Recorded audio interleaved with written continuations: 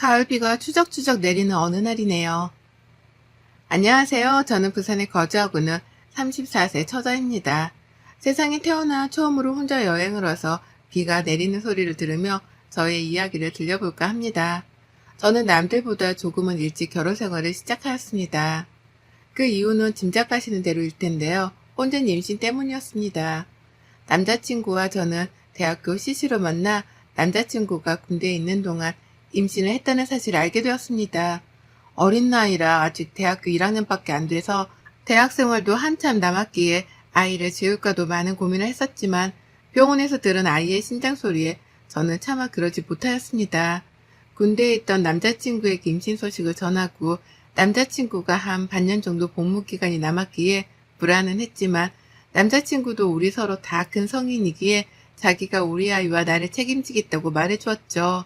저희 부모님께 이 사실을 알렸을 땐 반대가 정말 많이 심했습니다. 한 번도 사고라는 건 쳐본 적이 없는 제가 이렇게 큰 사고를 치니 이루 말할 수 없을 정도로 마음을 아파하셨죠. 시부모님도 마찬가지였습니다. 그때 남자친구는 대학교에서도 누구나 알듯이 엄친아의 과대표에 앞으로 앞길이 창창한 사람이었는데 시부모님은 그때도 제가 꼭 남자친구를 꼬셔서 만났다는 듯이 말씀하시곤 했습니다. 당연히 순탄치 않을 거라 생각했지만 생각보다 더 순탄치 못한 길에 시부모님께서는 남자친구가 학교를 그만두기에는 너무 아깝고 앞으로 취업도 해야 하기에 학교를 졸업할 때까지 학비와 생활비를 주시겠다고 말씀하셨습니다. 하지만 지금 당장 분가해서 사는 건 어려우니 시댁에 들어와서 살라고 하시더라고요. 물론 저희도 모아둔 돈이 없기 때문에 당연히 그래야 한다고 생각했습니다. 저희 집에서는 처음부터 그렇게 하는 건 너무 힘든 일이다. 전셋집이라도 조그만 평수라도 구해줄 테니 나와서 살라고 굽고 말리셨지만 시부모님 눈밖에 난 저라 엄마 아빠한테는 시댁에서 점수 좀 따고 분가하겠다고 괜찮다고 말씀드렸습니다. 남자친구는 군대에 저는 시댁에서 살게 되었어요. 시댁에서의 생활은 제가 생각한 것보다 훨씬 더 고되고 힘든 나날들이 많았습니다.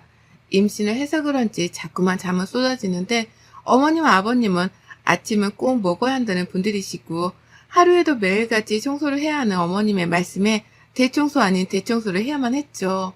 그나마 남자친구가 휴가라도 나오는 날에는 어머님이 덜 하셨지만 남편이 없는 날에는 매일같이 집안일을 했어야 했습니다.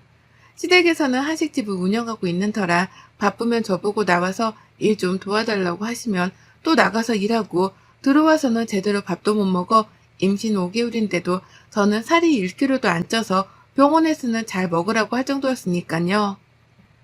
그런 나날들이 저를 너무 고되게 만들었고 오랜만에 친정에 갔을 때 엄마가 만들어준 밥을 먹고 저도 모르게 눈물이 나기도 했습니다. 엄마는 너무 힘들면 집으로 들어오라고 했지만 뱃속에 아기를 생각하면 그럴 수가 없더라고요. 아빠 엄마 없는 자식은 만들지 말자 해서 둘이 꼭 약속했는데 제가 먼저 무너지게 되면 당연히 남편도 그런 생각을 할 테니 저는 더 꿋꿋하게 지내기로 했어요. 어느 날은 참외가 너무 먹고 싶어서 혼자 나가서 참외를 사가지고 오는데 어머님이 저에게 그러시더군요. 너는 너 혼자 먹을 것만 사오냐? 어른들 공경도 못하고 참 하시는 거예요. 가진 돈도 없고 그나마 엄마 아빠가 저 먹고 싶은 거 있으면 사 먹으라고 한 용돈으로 사온 건데 저렇게 말씀하시니 많이 울컥했습니다. 방에 들어와서 시댁 식구들이 다 자고 난 뒤 혼자 쭈그려 앉아 참외를 깎아먹는 제 모습이 어찌나 서러웠던지 그래도 아이를 생각해서 정말 많이 참고 또 참았습니다. 남자친구가 제대로 얼마 놔두지 않고 있는 상황이라 조금만 더 참으면 된다 라는 생각으로 버텨냈습니다. 그러자 제가 임신 10개월 정도 되었을 때 갑자기 피가 흘러 병원의 응급실로 실려가게 되었고 아이의 심장 소리가 들리지 않는다는 이야기를 듣게 되었습니다. 어떤 게 문제였을까요? 아이를 지켜내지 못했다는 죄책감에 저는 미친 여자처럼 병원에서 소리를 질렀던 것 같아요. 그때 어머님은 저에게 그렇게 말하더군요. 자기 아이 하나 지키지 못하고 몸가수도 못하고 도대체 너는 할 줄 아는 게 뭐냐? 하는 말이 어머님이 저를 보자마자 처음 하는 말이었습니다. 그 뒤로 저는 혼인신고도 하지 않은 사이였지만 그 남자친구와 저는 그대로 서로 각자의 갈 길을 가게 되었습니다. 한동안 몸을 추스릴 수 없을 만큼 건강이 많이 나빠지기도 했고 아예 일상생활을 할 수 없는 상황이 초래되면서 엄마 아빠는 그런 저를 보고 늘 많이 힘들어 하셨습니다. 먼저 보는 아이를 위해서라도 이렇게 살지 말아야겠다 생각한 저는 휴학해 두었던 대학교를 그만두고 다시 재수를 해서 다른 대학교에 들어가면 어떻겠냐는 부모님의 간곡한 바람에 정말 오랫동안 하지 않았던 공부를 시작했습니다.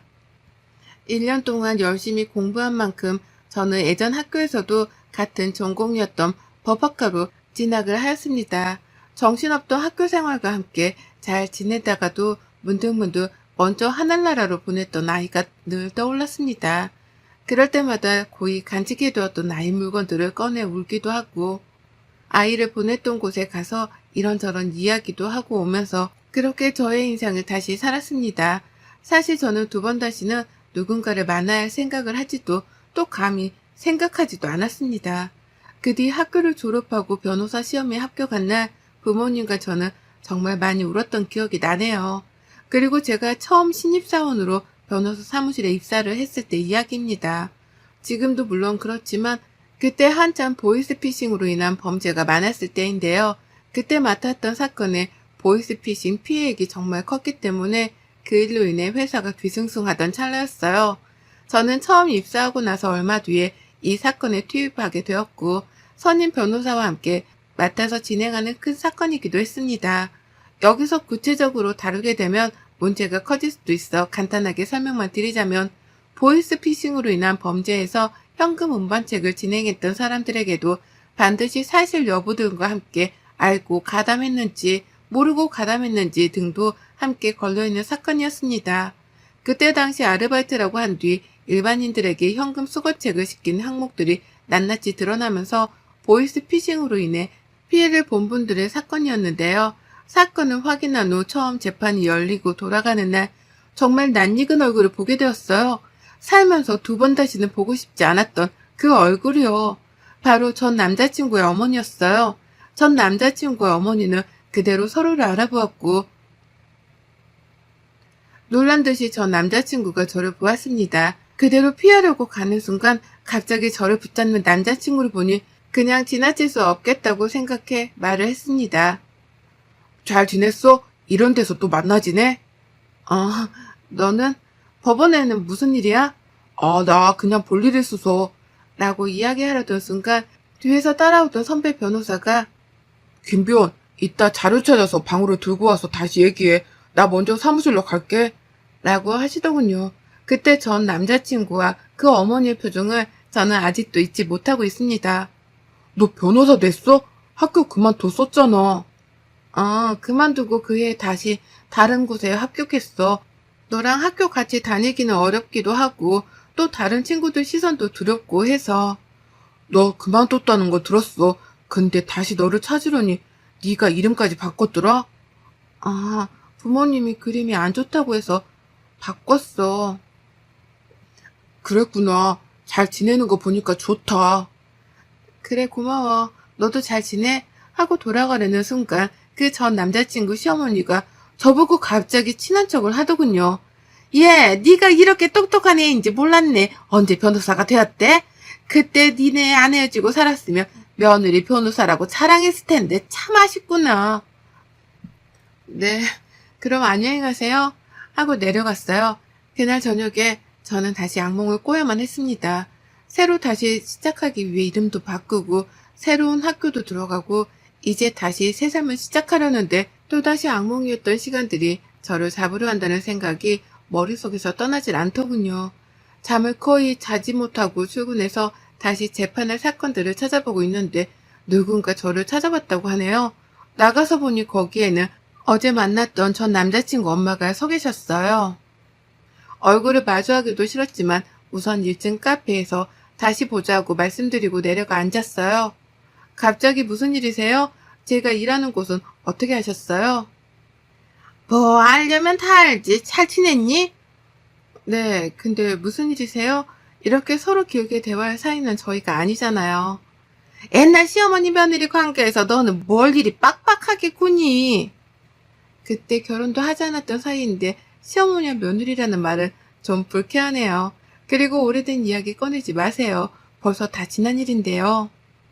변호사면 너 돈 좀 많이 벌겠다. 우리 아들은 그 뒤로 학교 그만두고 참 힘들어했는데 너는 이렇게 잘된 모습 보니까 배가 참 아프더라고. 그래서 너한테 위자료라도 좀 받아야겠다 싶어서. 너 우리 집에서 먹고 자고 할 때 생활비 한 푼 안 보탰잖니. 그때 얼마나 돈이 많이 들어갔는데. 지금 무슨 말이세요? 제가 거기 들어가 살겠다고 안 했잖아요. 저보고 생활비랑 동영이가 졸업할 때까지 다 해주신다고 들어와서만 살라고 해서 들어간 건데 지금 와서 뭐? 위자료를 말씀하세요? 너무 뻔뻔하다는 생각이 안 드세요? 뭐가 뻔뻔하니? 너는 번듯하게 변호사 돼서 잘 사는데 우리 통영이는 너 때문에 군대 다녀와서 너무 힘들어서 인생이 다 망가졌는데 너만 잘 사는 모습 봐서 되겠니? 너는 하늘에 간 너 얘기한테 부끄럽지도 않아? 지금 어디서 저희 아이를 들먹이세요? 어쨌든 나 지금 너한테 다 얘기했고 이번호로 연락 줬으면 좋겠다. 돈 준비되면. 그리고 네가 지금 위자료 안 주면 너네 회사에 너 과거에 결혼하고 유산까지 해서 이혼한 이야기 다 퍼뜨려줄까? 우리 아들 인생 망치고 너만 잘 살 수는 없지. 너도 과거에는 애 엄마였잖아. 하고 뻔뻔하게 자기 연락처를 두고 나갔습니다. 저는 더 이상 이렇게는 안 될 것 같아 예전에 학교에 다니던 같은 과였던 친구에게 오랜만에 연락을 했어요. 지혜야, 나야, 잘 지냈어? 어머, 미네야. 너 미네구나. 정말 이게 얼마만이야? 연락 못해서 미안해. 정말 미안한데 혹시 너 동영이 연락처 아니? 다른 친구들한테는 나 연락 온 거 미안한데 말하지 않았으면 좋겠어. 그래도 너랑 가장 친했어서 내가 너한테 연락한 거야. 동영이 연락처를 알아야 하는데 내가 몰라서. 알지, 알려줄게. 근데 무슨 일 있어? 그냥 동영이랑 좀 이야기할 게 있어서. 동영이 학교도 그만두고 그랬다면서 나는 몰랐어. 그 뒤로 잊고 살았어서. 동영이 너 그만두고 제대하고 나서 휴학했다가 그 뒤로 자퇴했다고 하더라고. 동영이 친했던 친구들 얘기 들어보면 몇 달 동안은 제정신도 아닌 채로 살았다고 하더라. 그래도 너는 알고 있을 줄 알았는데 아니었나 보네. 너는 잘 지내는 거지? 애들이 다 너 소식 궁금해했어. 나는 잘 지내지. 잘 지냈어. 그냥 다시 학교 복학하기가 그렇더라고. 미네야, 나는 사실 너 법원에서 몇 번 본 적 있어. 너 변호사 되어 있더라? 나는 너 변호사 될 줄 알았어. 우리 과에서도 네가 탑이었잖아, 동영이랑.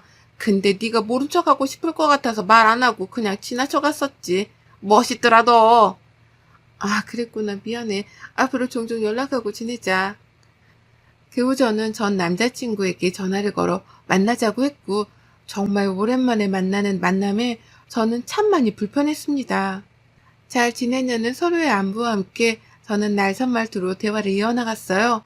동영아, 너희 엄마가 나를 찾아봤어. 위자료 달라고 하시는데 이런 말을 내가 왜 듣고 있어야 하는지 모르겠어. 내가 네 군대 가 있던 시간 동안 너네 집에서 살길 바라신 건 너희 엄마였잖아. 근데 이제 와서 그 생활비야 내가 너를 망쳤다며 위자료를 달라고 하시는데 이게 말이 된다고 생각해 너는? 라는 물음에 전 남자친구는 정말 몰랐다면서 엄마가 너를 찾아갈 줄 몰랐다면서 정말 미안하다는 말만 되풀이하였습니다. 저는 두 번 다시 너희 엄마나 너랑 관련된 사람들이 나를 찾아오지 않았으면 한다고 나를 협박까지 하시는데 나 그런 거 무섭지 않으니까 더 이상 볼일 없게 만들어달라고 했어요. 알겠다고 미안하다고 하고 대화를 끝냈습니다. 돌아오는 내내 저는 마음이 무거웠지만 이게 서로를 위한 최선이라고 생각했습니다.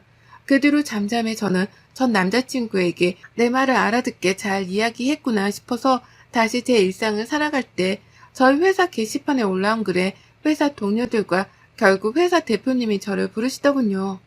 미네씨, 지금 회사 게시판 봤어? 자기 전 시어머니라고 하는 분이 자기가 어렸을 땐 어떤 사람이었고 지금은 어떻게 한다고 올려놓았더라고. 내가 우선 더 보기 전에 글을 비공개 처리하긴 했지만 이게 어떻게 된 일이야?